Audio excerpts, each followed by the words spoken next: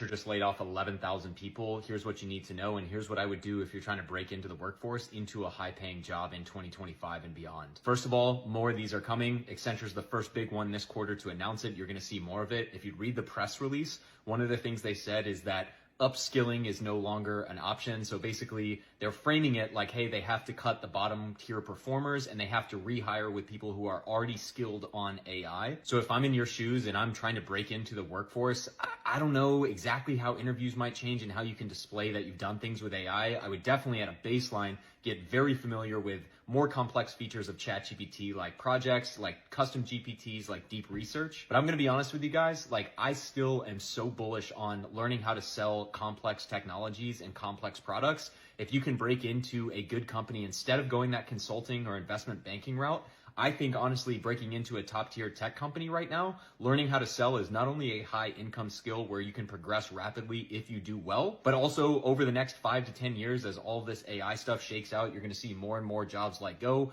more senior people, more experienced people able to do more with way less. I just think learning sales is the greatest hedge on your career for not only the fact that you can, if you can learn how to sell complex software, you can learn how to sell real estate, you can learn how to do whatever in the absolute worst case scenario where you had to change careers. But two, I think learning sales, learning how to talk to people, learning how to close deals, that translates honestly to entrepreneurial skills. That also translates to even things like making content, which are only going to become more and more prevalent. More of this is coming. You're going to hear the term upskilling now that Accenture was the one that led first with a huge cut. Now you're going to see a bunch of other companies say upskilling, or we're hiring a new workforce, or things of that nature. So just get ready, adapt, and survive.